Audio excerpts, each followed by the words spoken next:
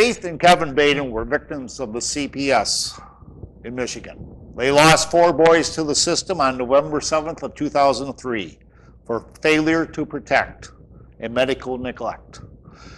The failure to protect was supposed to have been molestation from a family member. Faith and Kevin turned Doug into authorities, and he was convicted and currently is serving a 45-year prison sentence. CPS claimed medical neglect because Kody didn't have a back brace. On the phone, we have Faith Baden, and then we'll have Kody Baden, who will tell us about his abuse in the foster care system. I want to thank both of you for joining us for this program. Tell us, Faith, a little about this back brace and medical neglect. Okay. We had set up an appointment at Shriners Hospital in Chicago, Illinois. Caseworker claimed we did not set up the appointment, when in fact we did, and we also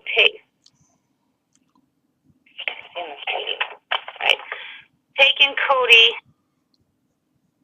to Chicago Shriners Hospital to see the doctor. CPS also came out because Kody had a scratch on his foot from a dog chain trying to save a kitten from being strangled by the chain. The school stated Kody's foot was infected and called CPS. Kody keeps picking at his sores and making it bleed, in which it became infected. We then took him to Dr.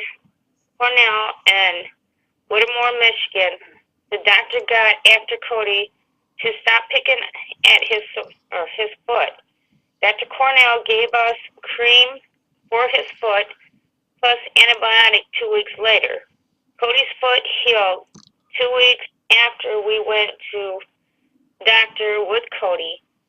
We had a court date on November 7, 2003. What happened at the court date and thereafter? Right. It was our understanding at the court hearing that they were going to put the kids into foster temporarily until we finish the CPS investigation.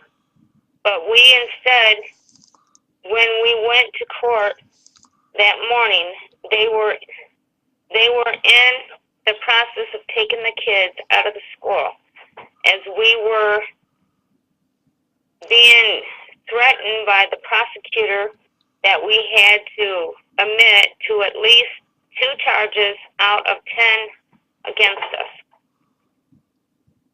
This is where the failure to protect and medical neglect came from. From that day on, we only got 5 visits with the boys before our parental rights were terminated. We were told that Matt Inkster, their foster care worker, the boys would be home before Christmas, that we would be reunited with our kids. Then Meredith Harris came to our home and said she would make sure the kids were put up for adoption. The kids were put for adoption, and we appealed the ruling. In May of 2014, we're at the Lutheran Child Family Services in Bay City, Michigan. All 4 of our kids were in the room, and we had to say goodbye to them.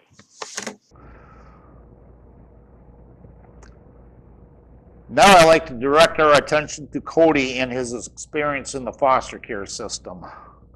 Now you were in 4 different foster care homes, as I understand it. Can you give our audience a rundown on the homes you were in? I'm when you're ready. In the first foster home, it was just Kevin and I. They told us we were going back to our parents. The second foster home had all of us. but they said they couldn't take all of us. So we were being sent to yet another foster home, which would be our third foster home. We were then split up. The worker came out and said we were not going back home to our parents. Kevin and I went, while Paul and Justin went to another foster home. The home of Jessica, which would end up our fourth foster home and then our adopted home. A month later, Kevin and I were in our third foster home. There, all four of us were in the same home. At this time, we knew that we were not going back home to our parents. Our mom and dad, Faith and Kevin. Yep. Kody, why didn't Jessica want you? Jessica didn't want me due to all of my health issues, but she told me that she had to take me. And now Jessica also has another son she adopted, Stephen. Jessica was also married a few times. Tell us a little bit about life with her first husband, Steve. Even Junior, Steve, was never there. He didn't interact with us. He would go fishing and hunting and then sit around playing video games. He would ignore us because he didn't want to adopt me. Jessica would ignore us and then take care of her kids. She had 3 kids of her own. My brother Paul and I had our rooms in the basement. Jessica and Steve would not let me come out of my room. They had a camera in the room to prove that I didn't listen to them. I was made to stay in this room for a good portion of the day because they didn't want to deal with me. And Steve divorced. Jessica told me it was either Steve or myself. She chose me over her husband. They had a huge fight in the house and were throwing things at each other. I woke up to them screaming and got her to bed, walked out to the kitchen and saw them throwing things at each other. Steve left home the next morning. At this point, we had only been there a month. So it was just us 4 boys plus Jessica's 3 kids in the home for a total of 8 people. One of her friends that came by, he would help cook, clean, and do other chores. He would spend time with Jessica. Steve and Jessica got divorced. Josh then came into Jessica's life. And can you tell us about this home and how that was? We lived on 10.5 Mile Road in Stamford, Michigan. 2 months later, we all moved to Josh's home in Michigan. The home did not have enough room for all of us, as there were 8 of us. All there was a small bedroom, little kitchenette, small living room. The house was 1 bedroom. The entire middle floor and the upstairs were gutted under renovation. It had 2x4s and no insulation. I wondered where all of us were going to stay in this unfinished house. They told us, hey, let's play like we're camping, and gave us a tent to set up in 200 foot from the house. We had 3 tents that were connected. It fit 10 people. At this point, we didn't realize that we were end up living in these tents. The tents had all of us boys in it, and Jessica and the girls and Josh slept in the house. We were living in tents for 2 to 3 weeks. We were not allowed to go into the house.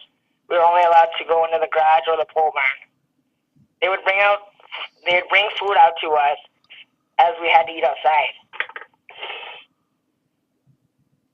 We were not allowed in the house to use the bathroom. We had to go across the street and go to the bathroom in the woods. We had now been with Jessica for 3 to 4 months. We then moved into another home, our log home on 5180 West McNally Road, home in Michigan. All of our bedrooms were in the basement. The girls, Jessica and Josh, were in the upstairs. So about 5 months after going to Jessica's home, we were all living in Coleman, Michigan, in a log home with Josh. Jessica and Josh married at the log home. Then we went over to Josh's dad's home for the rest of the ceremony and the wedding. So the family had 8 kids, 5 adopted and 3 of her biological kids, Mason, Katrina, and Tristan. 5 bedrooms, 3 bathrooms. Josh built bedrooms in the basement. He put up drywall.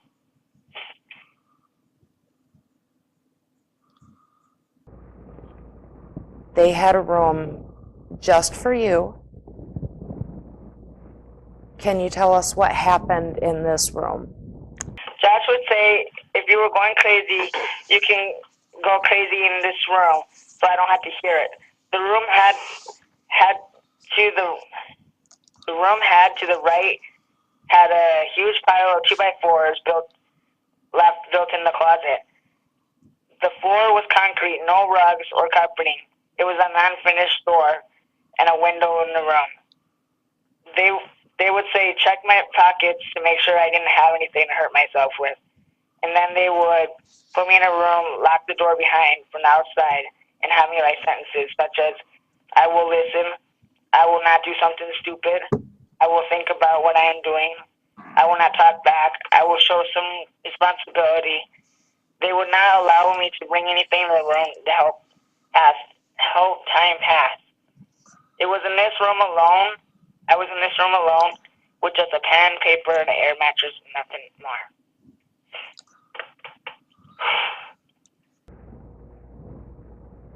What happened when company came over, Kody?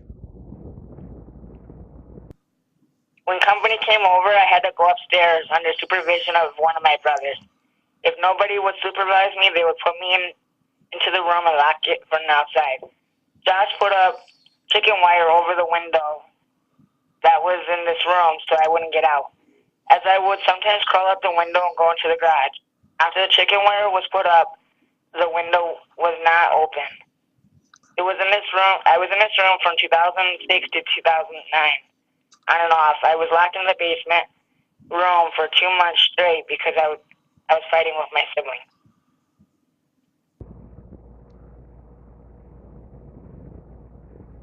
Did you tell anybody about this? My brothers felt sorry for me. They didn't know what to do. I told community mental health that I was being locked up in this room. He told me it was inhumane. He talked to Jessica, and Jessica made excuses about it. Nothing came about with me telling my counselors about being locked up. My adopted brother, Stephen, told many of his friends about me being locked up. He also told their parents. Justin told his friend when Justin ran away from this house. Jacob told his dad, and his dad called CPS. I was let out of the room, and Jessica and Josh were being nice to me, putting on a fake act because CPS were coming out to the house. They hurried up and turned the room into an office. That was also a week after I told my counselor, Jim. He was going to come out to the house and investigate it. He was our home-based therapist. Jessica had us all sitting at the table. We were not allowed to say anything, as Jessica would give a sharp look. The caseworker interviewed me with Jessica by my side. I was never interviewed alone. She took the caseworker to the room and said, "Oh, it's an office." So nothing was done. After that call, I would not be put back into that room.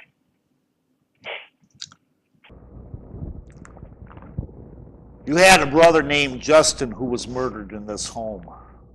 Can you tell us what happened on this day?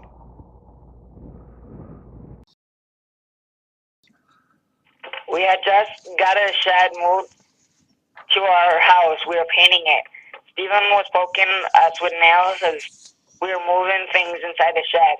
When we were coming out, Stephen and I got into an argument about him poking us with nails. He said, if I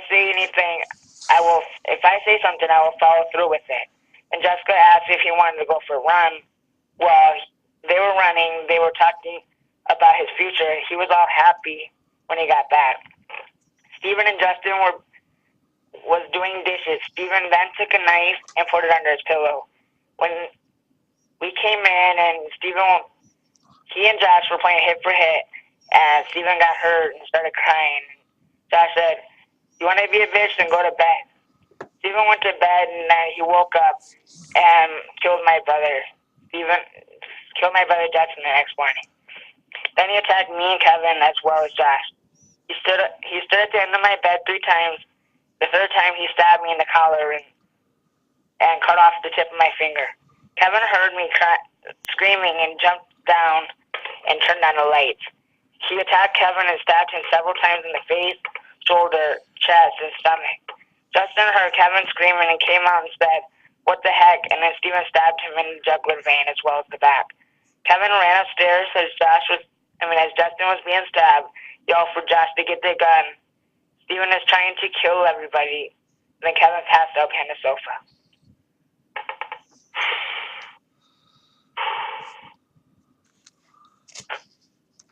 Josh went back into the room to tell Jessica and Justin, Justin ran upstairs and ran outside where he passed away in the front of the garage and passed away.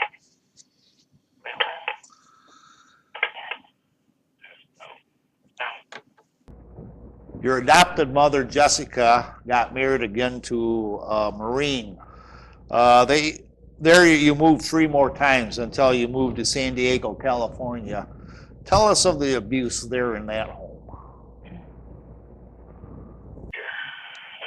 When we moved to California, close to San Diego, we stayed in a motel for a month and ate out of 2 coolers. We had a U-Haul with some household belongings. We had 40 days to get out here as Mike and Marine and being stationed at MCAS Miramar. We then moved to a military-based housing, 1,500 square foot home, 5 bedrooms, 3 baths. It was very crowded.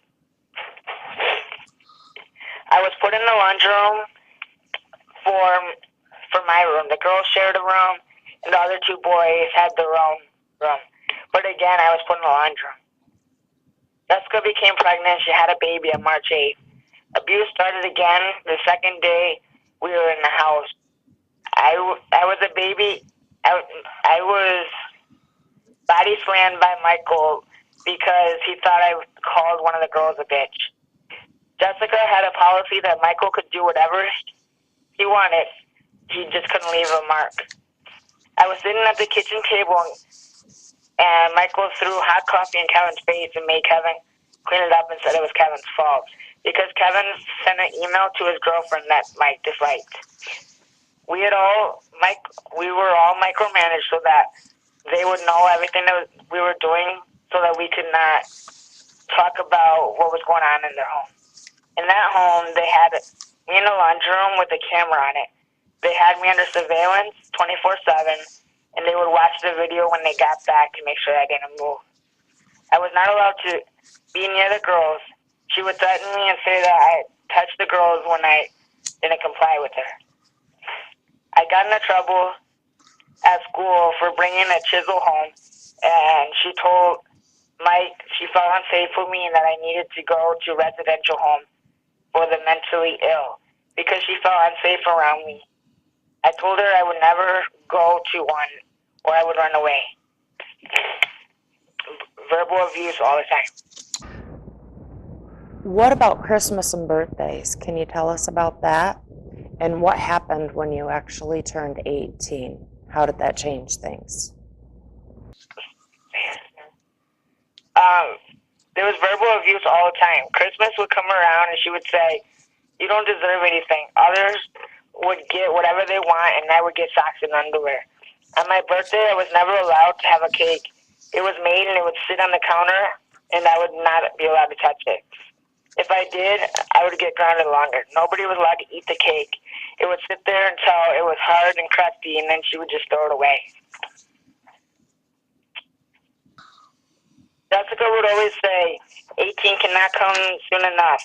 Then I could get out of her house and she wouldn't have to deal with me. On my 18th birthday, which was December 15, 2013, she had me call shelters all day long. If I didn't call them, she told them that I had to leave right away. Or she was going to pack my stuff and drive me off base and just leave me there. On my 18th birthday, I got a hold of a shelter, Covenant House in Hollywood, California, and told the shelter either they let me in tonight or I was going to be homeless as of 12 a.m. So they let me in. The next day, Michael drove me up to the shelter and dropped me off and said, "Hey, have a nice life. Here's your records. Call anytime." I opened a Facebook and found my biological parents on Facebook. They have been on the internet for years trying to help us. Then on January 15th, I began talking to my biological parents, Faith and Kevin. I talked to my biological parents, Faith and Kevin, for 2 weeks. Then I got on a bus and went back to them in Michigan. I was only planning on staying for a short time, but when I learned the truth and reading the documents, I found out how much they loved us all that time. I said, hell no, I will never go back. I want to thank Kody for being such a brave young man and telling us about the abuse he received in the Michigan child welfare system. It takes a brave person to come forward. But these are things that the public needs to know what's going on in the system. They paint such a bright picture to show the public that abuse is taking place in these homes. These children would have been better left with Kevin and Faith Baden, as their only abuse was them being poor. I want to thank both Faith and Kevin for coming on the program.